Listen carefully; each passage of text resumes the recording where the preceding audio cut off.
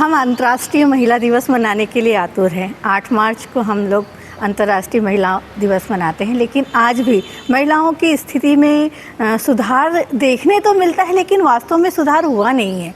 वास्तविकता की धरातल पर महिलाएं आज भी कई तरह के जोखिम सह रही है, कई तरह के अपराध सह रहे हैं, हिंसा का शिकार है, समानता के अधिकार के लिए आज भी लड़ रही है। आरक्षण की बात करते ज़रूर है, लेकिन आरक्षण मिलता नहीं है। ऐसे ही तमाम मुद्दों पर हम बैतूल की आम महिलाओं से, व्यावसायिक महिलाओं से और विभिन्न क्षेत्रों में कार्य कर रही महिलाओं से बात कर रहे हैं। तो जानते हैं इस महिला दिवस पर ये महिलाएं अपनी क्या राय रख रही हैं, ये क्या चाहती है समाज से, सरकार से, शासन से। इनकी बातों को सुनते हैं और उम्मीद करते हैं कि कुछ तो सोचेगी सरकार इन महिलाओं के लिए, इक्वलिटी के लिए, समानता के लिए, शिक्षा के लिए और ख़ास तौर से उस बात के लिए कि महिला अपने अधिकारों को लेकर लड़ती है तो जीतना भी चाहिए, उन्हें अधिकार मिलने भी चाहिए। बस लड़ती रह जाए, घिसती रह जाए और बस सिर्फ लकीर पीटती रह जाए, ऐसा नहीं होना चाहिए। तो आइए जानते हैं बैतूल की महिलाओं के विचार।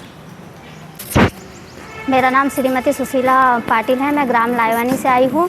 मैं चाहती हूँ कि सभी महिलाएं पढ़ी लिखी हो, महिलाएं अपने खिलाफ आवाज़ उठाए और सभी महिलाओं को पढ़े लिखे होना बहुत ज़रूरी है। और मैं इसमें बाल संस्था में वॉलंटियर पे भी हूँ। मेरा नाम सरस्वती है, भारत भारती से आई हूँ।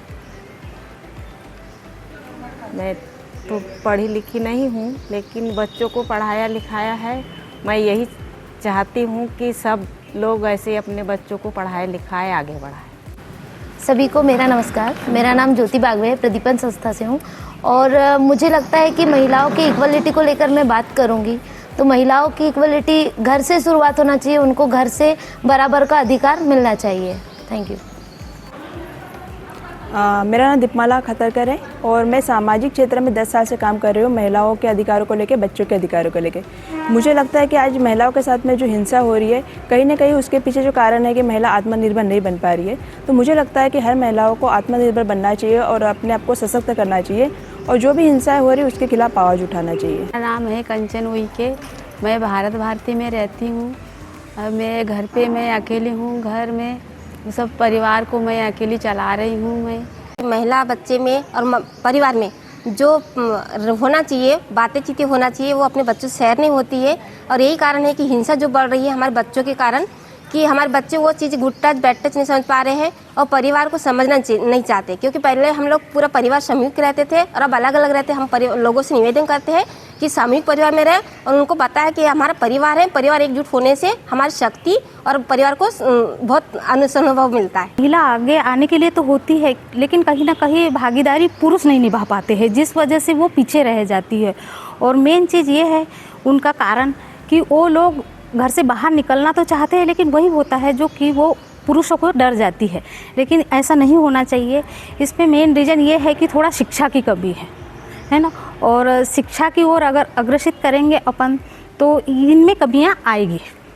धन्यवाद। मेरा नाम सविता यूने है और महिलाओं के लिए मतलब उनको आज़ादी तो मिलना ही चाहिए, लेकिन उनकी जो मानसिक स्थिति है, शारीरिक स्थिति है, उसके लिए भी पूरी आज़ादी होना चाहिए। और उनके लिए मतलब महिलाओं के लिए बहुत महिला हिंसा से संबंधित जितनी भी हिंसाएं होती है आजकल घरों में, तो महिलाएं चुप रहती है, आवाज़ नहीं उठाती है। तो ये चुप्पी भी टूटनी चाहिए उनकी। और हम लोगों से जितनी मदद होती है हम करते भी हैं उनकी, और उनको पूरा सपोर्ट भी करना चाहिए और उनको एक स्वतंत्रता मिलना चाहिए। क्योंकि कई महिलाएं ऐसी होती है पढ़ी लिखी होने के बावजूद भी घर से बाहर नहीं निकल पाती है, उनकी पढ़ाई लिखाई धरी की धरी रह जाती है। लेकिन उनको आगे मतलब ये बंधन टूटना चाहिए उनके साथ में और उनको पूरी आज़ादी मिलना चाहिए और महिलाओं को उनका हक अधिकार पूरी तरीके से मिलना चाहिए।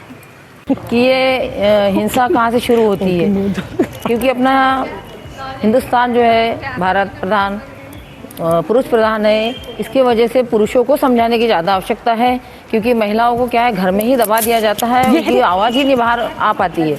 तो इसलिए मैं कहती हूँ कि बच्चियों को शिक्षा के ऊपर अनिवार्य शिक्षा जो है 14 साल तक बालिकाओं की, तो क्यों नहीं अपने माता पिता भी उन्हें मतलब अनिवार्य शिक्षा के तहत उन्हें स्कूल भेजें और वो अपने अधिकारों को कर्तव्यों को जाने। मेरा नाम स्मिता पुआरे है। जो बच्चियों पे अत्याचार हो रहा है उनका हिसाब मिलना चाहिए, बस आपसे यही विनती है। धन्यवाद। मेरा नाम है हेमलता धुर्वे। लेडीज़ों को शिक्षा के लिए सपोर्ट करना चाहिए। नमस्कार। मेरा नाम सरिता पत्ते है और महिलाओं की सुरक्षा करनी चाहिए। जो भी अत्याचार वगैरह हो रहे वो नहीं होना चाहिए।